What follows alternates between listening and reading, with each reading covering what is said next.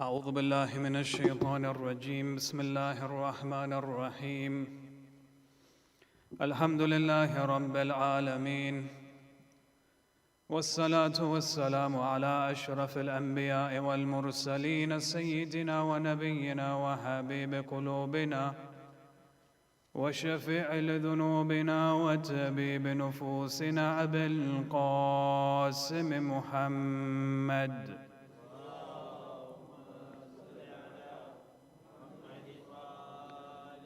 والصلاة والسلام على أهل بيته الطيبين الطاهرين المعصومين المظلومين ولعنة الله على أعدائهم أجمعين إلى قيام يوم الدين. وفقنا الله وإياكم بعلم وعمل صالح إن شاء الله بذكر الصلاة على محمد وآل محمد. اللهم صل على محمد وآل محمد. أما بعد فقد قال الله عز وجل في كتابه الكريم بسم الله الرحمن الرحيم الذين يذكرون الله قياما وقعودا وعلى جنوبهم آمنا بالله صدق الله العلي العظيم. صلى على محمد. Respected elders, brothers and sisters, Assalamu alaikum wa rahmatullahi wa barakatuh. Allah subhanahu wa ta'ala in the Holy Quran, when He begins to examine the qualities of the believers, as presented in the ayah, He says the believers are those who remember Allah constantly. الَّذِينَ يَذْكُرُونَ اللَّهَ قِيَامًا, when they are standing, when they are sitting, وَقُعُودًا وَعَلَى جُنُوبِهِمْ, and when they are lying down.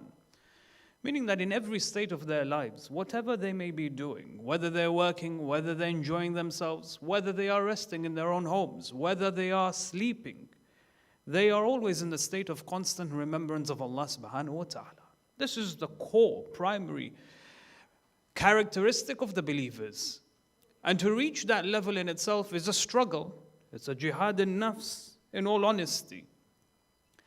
And so when you look at the human being, you find that the human being is very much prone to forget Allah subhanahu wa ta'ala. Naturally, the human being is empowered by shaitan, is empowered by the army of the shayateen, for example, and it's very easy for the human being to fall into the state of ghafla, to forget Allah subhanahu wa ta'ala, to become heedless of Allah subhanahu wa ta'ala. And when the human being becomes heedless of Allah, does not remember Allah, sins become very appealing to him at that moment in time. Shaitan exposes the human being, exploits the weakness of the human being, and triggers him into a pathway where he begins to commit sins. All of this, why? Because the human being naturally forgets Allah subhanahu wa ta'ala. And so when you and I find ourselves in moments where we forget Allah, we need to, or we ought to break that pattern and try and remember, forcefully try and remember Allah subhanahu wa ta'ala, to come back into His guardianship. Beyond this, this is with respects to the idea of ghafla, and we spoke about ghafla when we spoke about Salat al-Ghufayla, that it's very easy for a person to become heedless of Allah. At times, you have the concept of nisyan mentioned in the Holy Quran. What's nisyan? Nisyan is when you and I forget certain things, when you and I forget certain concepts. There was a time when I learned something, but then I forgot. I completely forgot. This knowledge was then removed from my mind. And then I had to review the books, for example. I had to review certain lectures to remind myself what I once knew. The idea of forgetfulness is, of course, mentioned in the Holy Quran. What's more interesting with regards to this discussion is that Allah subhanahu wa ta'ala mentions that the core reason as to why human beings forget is because of shaitan al-la'in al-rajim. Some of you may ask the question, well, how is that possible? People forget, and it's very natural to forget, isn't it? As part of it's being part of the being, it's part of being a human being. That as far as I progress, for example, as I grow, my brain changes, the chemicals within it changes. There's certain changes on a biological level. I forget new things and I learn new things. How can shaitan interfere this cycle and make me forget? Here, Allah subhanahu wa ta'ala speaks about the spiritual side as to why a human being forgets. There is a biological side as to why a human being forgets, and of course there's a spiritual side as to why a human being forgets. Allah speaks about the spiritual aspect, the spiritual dimension, that you and I as human beings, we forget because shaitan attacks our mind. And because of this, shaitan prioritizes certain aspects within our lives. We focus on it, we forget things which are far more important in our lives. From a biological perspective, there are answers as to how you and I can strengthen our memory. But then at the same time, the Quran provides us with spiritual remedies as to how you and I can strengthen our memories. You find, for example, on a biological level, if you ask, for example, the adults in the community, how do I strengthen my memory? People will say, badam khao, pani piyo. Yes, of course, there are certain areas that you should look out for. There are certain ways which, for example, you should look out for your body. Exercising, jogging once in a while, this helps strengthen the memory. Eating food that is clean, eating food that is beneficial for you, this helps strengthens the memory, and so on and so forth. But at the same time, there's a spiritual remedy provided to us by the Holy Quran. Are there evidences in the Quran where Allah speaks about certain personalities who forgot because shaitan attacked them? Yes, absolutely. There are two core personalities mentioned in the Holy Quran. Allah makes it categorically clear that shaitan attacked them and shaitan made them forget. The first is home in Surah Al-Yusuf, when Yusuf was in the prison. One of his prison mates, he's on the verge of being released. He's about to leave the prison. Yusuf alayhi salam turns to him and says to him, when you leave and you meet the king, when you start your job in serving the king, remind the king that Yusuf is still in the dungeons. Maybe he's forgotten about me, but if you remind him and you trigger his memory, then he will release me quicker than the time that I stay in the prisons. The man leaves the prison. His prison mate leaves the prison. He works for the king. فَأَنْسَاهُ الشَّيْطَانِ Shaitan made him forget that Yusuf was in the prison and for him to relay the news to the king. فَأَنْسَاهُ الشَّيْطَانِ Shaitan made him forget. The ayah of the Quran is very categorically clear that shaitan triggered some thoughts in his mind, prioritized certain affairs beyond others, and all of a sudden he forgot about Nabi Yusuf, he forgot about telling the king, and so on and so forth. Until the king had the dream that there were 7 lean cows that, of course, had certain interactions with 7 fat cows. They ate 7 fat cows. What's the interpretation of this dream? That's when his memory triggered. That, wait, hold on a second. I know someone who can interpret dreams. Yusuf alayhi salam is still in the prisons. And this happened many years later. The second example is the example of Nabi Musa alayhi salam, Prophet of Allah subhanahu wa ta'ala. They say one day Nabi Musa alayhi salam he thought to himself to be the a'lam of his time, the most knowledgeable of his time. Allah subhanahu wa ta'ala reveals to him that there's another person who is far more knowledgeable or just as knowledgeable as you are. He says, Ya Allah, who is this person that is just as knowledgeable as I am? He says, this person is known as Nabi Allah Khidr. He is also one of my messengers. Musa alayhi salam turns to Allah. He says, I wish to meet him. How do I meet him? Musa, of course, he was one of the Ulul Azm. How can there be another prophet just as equal in knowledge as him? No, we say that Nabi Musa alayhi salam was a'lam when it came to the Sharia, when it came to halal and haram and all of these different affairs. He was a'lam in this area. But there are other sciences that Nabi Khidr had knowledge of that Nabi Musa did not have knowledge of. So he says to Musa, Musa, go and start a journey. Go towards this place where the 2 seas meet. Majma' al-Bahrain. When you enter or when you come to that vicinity, that's when you'll meet him. He says, Ya Allah, but hold on a second. There are many areas, there are many seas in this area. And there are many points which are known as Majma' al-Bahrain. Which area am I supposed to go to specifically? Allah says to Musa alayhi salam, Musa, carry this fish with you. The point when you lose this fish is when you know that you will meet Khidr at that point. So he begins his journey. Now, of course, it's the sunnah of the prophets of Allah that whenever they would traverse on a journey, they would take a companion with them. Who does he take with him? Yusha ibn Nun. Yusha ibn Nun, some say he is a prophet of Allah subhanahu wa ta'ala, the successor of Nabi Musa alayhi salam.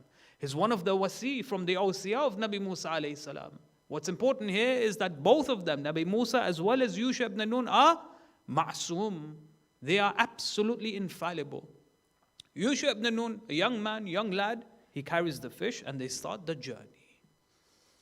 They reach a point, Majma' al-Bahrain, there's a massive rock.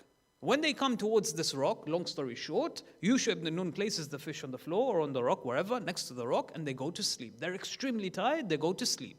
When they wake up, they see that the tides have come in.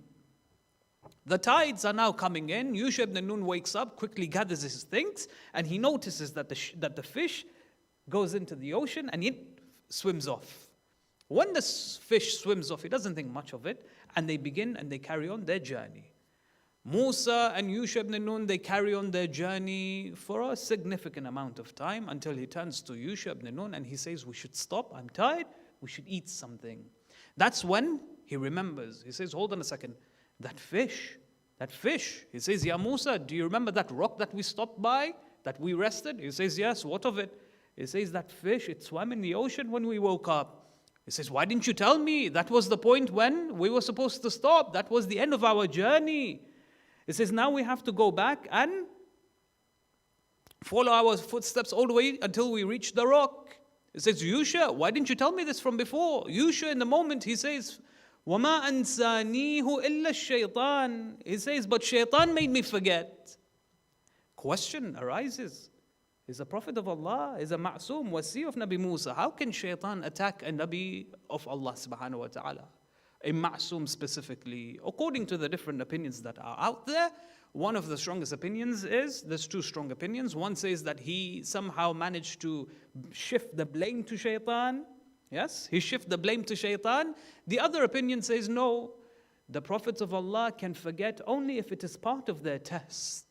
That if Allah subhanahu wa ta'ala wants to test the Prophet of Allah by making them forget, then it's very much possible. Even if that implies shaitan making them forget. Because we have another prophet in the Quran where the Prophet of Allah is attacked by shaitan, physically attacked by shaitan. Whom? Nabi Allah Ayyub alayhi salam. Nabi Ayyub, when we speak about his patience, he had his family, his children, many children, he had his wealth, his beautiful gardens, he had his home. All of it was taken away by shaitan al-la'in al-rajim. But shaitan took it away from him by the permission of Allah subhanahu wa ta'ala. Otherwise, other than that, shaitans have no power on the aql of the prophets of Allah, except only if Allah permits it. So there are examples in the Quran where human beings were made to forget because shaitan made them forget. Then you come across an ayah in the Holy Quran, وَاذْكُرْ رَبَّكَ إِذَا نَسِيتَ. And remember your Lord if you forget. And the time when you see yourself forgetting, whatever it may be, you forget certain elements, certain knowledge that was given to you. You know, many of us, we listen to lectures, we leave the center, we forget what the lecture was about. We forget what the lecture was about. Here Allah is giving us a beautiful remedy. وَاذْكُرْ رَبَّكَ. Remember Allah subhanahu wa ta'ala. When you refer to the scholars, the beautiful sunnah amongst the scholars is that when they're giving lectures, when they're giving their dars, their, for example, lessons, at times they forget. When they forget, there are two things they do. One of two things that they do. Either they give salawat ala Muhammad wa ali Muhammad, Allahumma salli ala Muhammad wa ali Muhammad. Or they give la'ana on the enemies of the Ahl al-Bayt alayhim as-salam. Tawalla tabarra is one of the most powerful, effective tools in which we can remember and distance ourselves from shaitan al-la'in. This is one. Second, we find, of course, according to the Holy Quran, if you ask the question, what are the different manifestations of dhikr? One of the manifestations of dhikr is فَإِذَا قَضَيْتُمُ الصَّلَاةَ فَاذْكُرُوا اللَّهَ قِيَامًا وَقُعُودًا وَعَلَى جُنُوبِكُمْ. He says, وَأَقِمِ الصَّلَاةَ لِلذِّكْرِ. Engage in prayers, abundance of it, especially when you see yourself forgetting certain information. Engage in salah and see how Allah subhanahu wa ta'ala strengthens that memory for you. Number two, when it comes to the Kutub al-Samawi, specifically Al-Quran al-Kareem, وَلَقَدْ كَتَبْنَا فِي الزَّبُورِ مِن بَعْدِ الذِّكْرِ. And indeed, we've written in the Zabur after the dhikr was revealed. وَأَنزَلْنَا إِلَيْكَ الذِّكْرَ لِتُبَيِّنَ لِلنَّاسِ. And we have revealed in the dhikr. The dhikr is what? The Quran al-Kareem. How many from our scholars, when you read their biography, they have completely, at times when they read the texts and the ancient texts that they come across, they are baffled. They don't understand the concepts written within these books, written centuries ago. They say at times we would start reciting the Quran. At times we would go perform ziyarah. At times we would, for example, engage in salah. And slowly we would see understanding coming towards us. The doors of understanding the text, we would be able to understand it easily. And over time, we would have a strong authority over the texts. So, engaging with the Holy Quran. And we have plenty of stories with regards to Shaheed Muhammad Baqir as-Sadr, rahmatullah alayhi, Sayyid al-Khu'i, rahmatullah alayhi. Their interactions with the Quran was phenomenal. Allama Tabatabai as well, rahmatullah alayhi. Their interactions with the Quran taught us that we should also have an interaction with the Quran. So number one, with regards to tawalla and tabarra. Number two, with regards to salah. Number three, with regards to the Quran. And number four, with regards to the Ahlul Bayt alayhim salam. When they came to Imam Sadiq alayhi salam, they said, Yabna Rasulillah, what is the meaning of Fas'alu Ahl al-Dhikr in kuntum la ta'lamun? He says, we are the Ahl al-Dhikr. We are the Ahl al-Dhikr. We are the people of remembrance. Develop a relationship with the Ahl al-Bayt alayhim salam. And insha'Allah, by the barakah of Allah and the mercy of Allah, our memories can be strengthened insha'Allah. Wa akhir ad-da'wan alhamdulillahi rabbil alameen. Wa sallallahu ala Muhammad wa alihi at-tayyibin at-tahirin.